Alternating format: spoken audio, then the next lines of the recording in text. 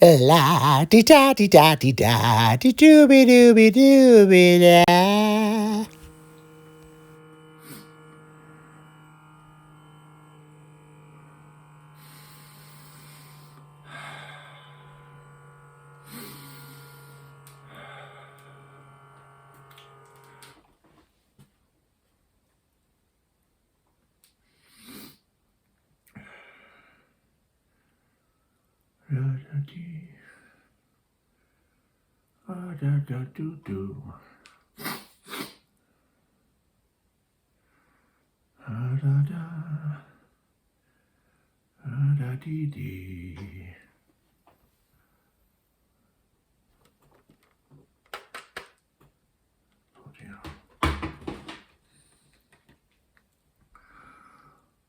Hello, hello. Is there any chance you can send an ambulance? Chuffing blood pressure's absolutely through bloody sky. I hear it's through bloody roof. Yeah. Just one thing. Is there any chance you can send it in about half an hour? Why? Because I'm doing a beer and whiskey review. What? It's bloody no need. There's no need to take that tone of voice. No need to be like, forget it. I'll chuffing carpet, man. I'll carpet. I'm not missing out on my review. Okay, see you later. Yeah, whatever. Jesus Christ.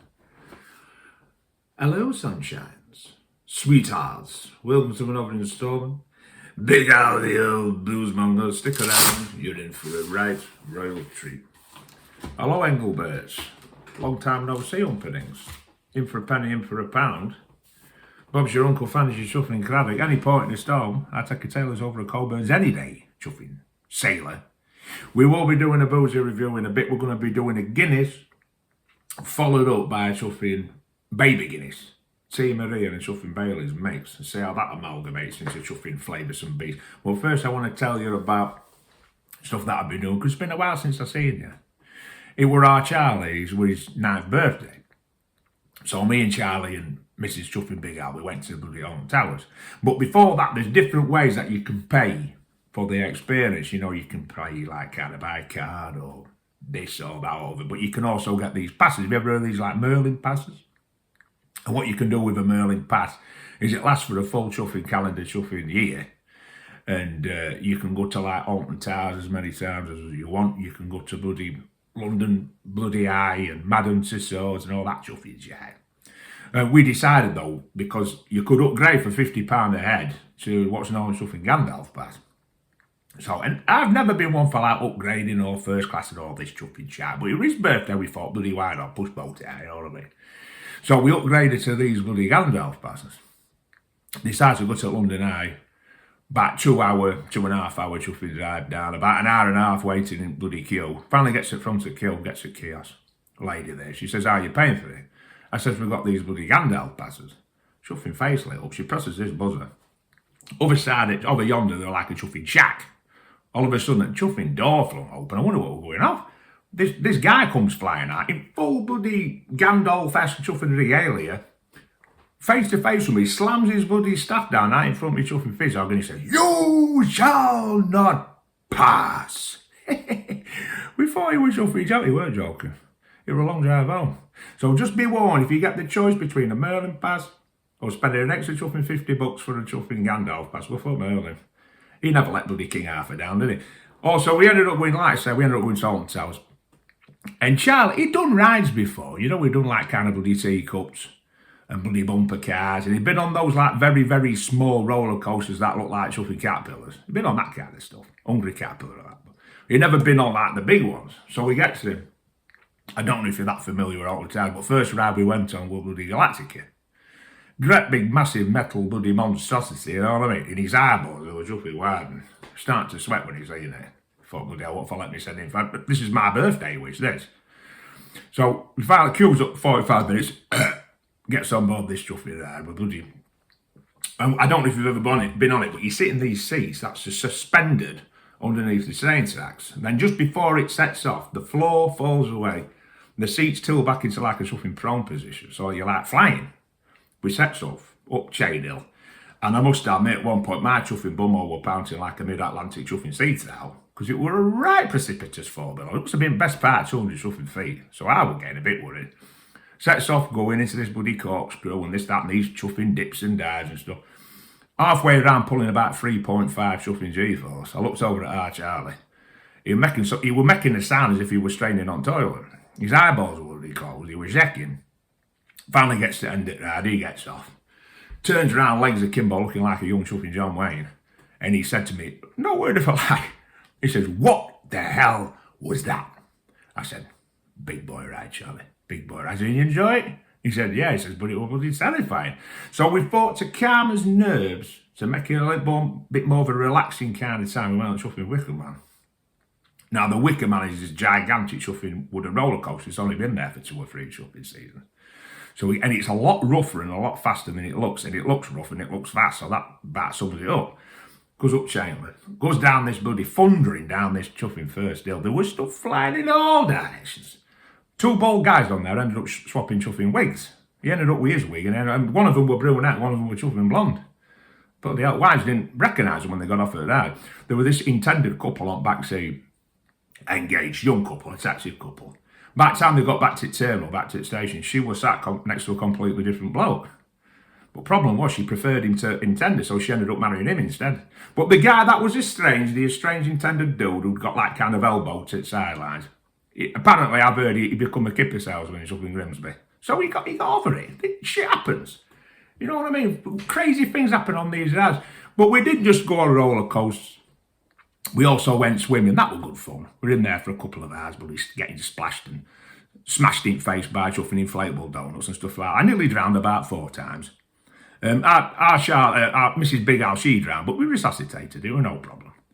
But we went upstairs, got dried off, come back downstairs, and we were looking at the swimming pool from a more like kind of elevated position.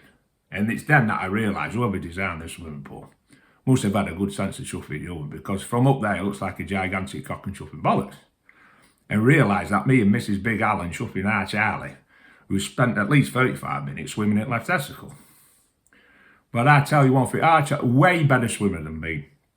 He swims like a fish. I swim more like a portion of chips with salt and vinegar on. Terrible. But anyway, right. Is there anything else I need to chuffing boys to bloody tears with? No, we're going to get into it now, ladies and gentlemen. Now, this is a classic chaser, a classic boilermaker that they do quite often in Chuffing Ireland. I'm going to read you some statistics, then we're going to get involved. Like Guinness, we're doing Guinness first. Guinness is an iconic Irish dry stout founded by Arthur Guinness in 1759 in Dublin. Famous for its dark colour, creamy bonds and roasted barley flavour. It utilises nitrogen to craft a smooth, velvety mouthfeel. The flagship 4.2 ABV draft is served via a signature 2-part pour. It's lower in calories than lagers. And I got into this, me and my dad initially, Scott, my bro. We got into this because we watched the Rolling Stones interview and Ronnie Wood were being interviewed by all people, Chuffy Chris Evans, old Chuffy Carrot Top. And he says to him, he was drinking Guinness, and he says, do you count them? He says, yeah. And he says, how is it? And he took a sip of this Guinness. He says, oh, it's beautiful, it's excellent. And he was saying he usually has about 4 or 5 pints of Guinness and then a couple of shots of vodka before he goes playing on stage live. Rock and roll, baby. So that's how we kind of got into it. But right, we're going to pour it out. Now, this is obviously not the draft pull in a pull, which is primarily what this is talking about. This is a widget system. And I believe that these are a little bit less alcohol. This 4.1. In pub, it's 4.2, so a little bit weaker. But still a good representation. I've had it on draft, where I think it's a little bit superior if you go to the right pubs. But out of the can, it's still good. You've got to be chuffing a bit sharp with it like that, because here it comes. Here she blows, here she blows. There we go. Get it bloody poured out there. And I've actually put it today, I don't know if you can see it, in my actual Guinness glass. So it's at right bloody place. It'll be at right bloody place in a bit when it's washing down my chuffing glue, I tell you. If for a bloody right tree, I've had tons of these over bloody years. Never let you down. Nice part of bloody Guinness. Now, to go alongside that, we're basically doing today, ladies and gentlemen, like I said, we're doing a baby Guinness. So it's like mother and child, you know what I mean? Baby Guinness is a popular sweet layered shooter designed to look like a miniature pint of Guinness stout. It's 3/4 Kahlua or Tiaria, and it's topped with a floating layer of Irish cream. Now, we're utilising today, we're not using the I can't remember what you say it, the calorie, that thing that sounds like a bloody koala bear. We're not using that. We're using this. We're using Tia Maria. And I got this in a box set from Aldi. Mind me bad editing. There you go. That's the one that I got.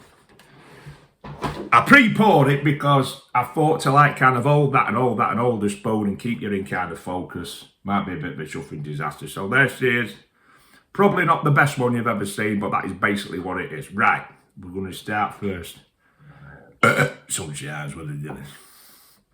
I know how this is going to taste. It's going to come as no bloody surprise. And as long as they put right stuff in chuffing tin, I could drink this in my chuffing slate. I tried drinking it in my slate once. Ended up wetting all chuffing. Very bloody disaster. Mrs. Big Al weren't happy. Cheers.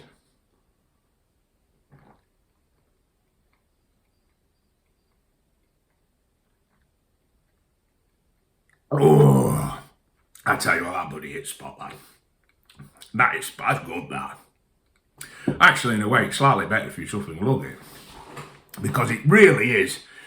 It's intensely creamy. I've been thinking that I've been preferring the mulligans and stuff like that. I've been drinking a lot of mulligans. And the mulligans is nice. It has a slightly different flavour profile. But that, very, very super creamy. Very, very, I'm going to have to do a side by side, I think, because I'm doing it half of the time, these estimations about preferences. I'm doing it on memory.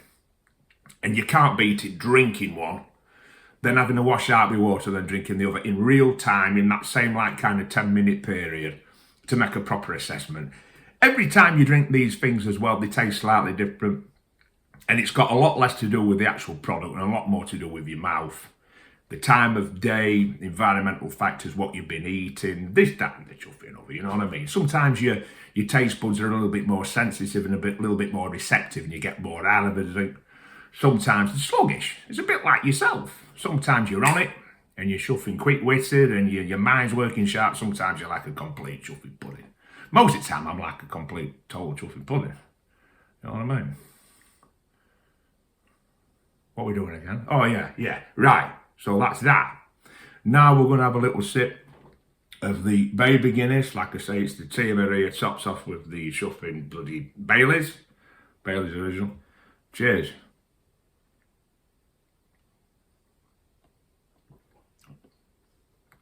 Very much how I expected. Very much how I anticipated. It's got that mouthfeel, predominantly that smooth mouthfeel, that creamy mouthfeel coming from the Baileys.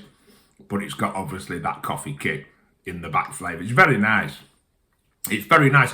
For anybody that's maybe not too much of a big fan of Baileys for being so creamy, and maybe somebody who's not that big a fan of Tia Maria on itself for being too much of a coffee hit, this amalgamation is good because it softens both sides. And you end up with something that is more of a, well, it's an amalgamation of the two drinks. But like I say, it softens the coffee and it softens the cream and meets somewhere in the middle. It's a very nice drink, you know what I mean? I like it. It tastes a little stuffy. So, right, we're going to go now for the bloody Boilermaker. So here we bloody go. There. We'll not Boilermaker first. We'll do a chase and then we'll do a Boilermaker, right?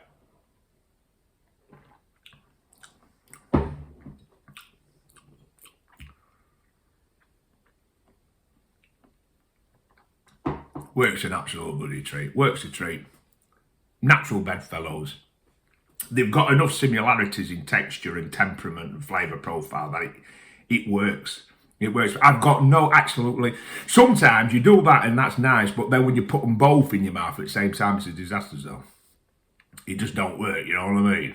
It's like you should keep strawberries away from chuffing sausages. You know what I mean? Keep them away. Coconuts away from cabbage.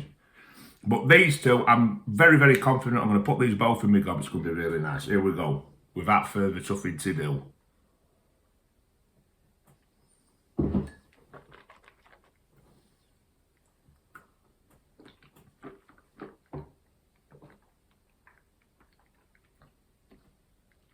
Excellent. Excellent. It brings out, for me, almost like a kind of a nutty kind of, not peanut, more like a kind of pecan type vibe out of that. That's interesting. You know what I mean? If you could like kind of It always sounds like a bit ridiculous because you're going to get chuffing pissed off your head, but if you could do half a pint of Guinness and then half a pint of chuffing baby Guinness in the same glass and stir it up, you'd be in for a chuffing right royal treat. I tell you that for now. Anyway, I'm going to let you enjoy your chuffing time now. I'm going to let you enjoy weekends coming up and all that chuffing chat. So, been nice to catch up with you. There'll be another one coming soon. Back in chuffing barrel room today because I wanted a bit of chuffing peace and quiet. So, hey, catch you later, sunshines and sweethearts. Have a great day and a great life. Adios, amigos.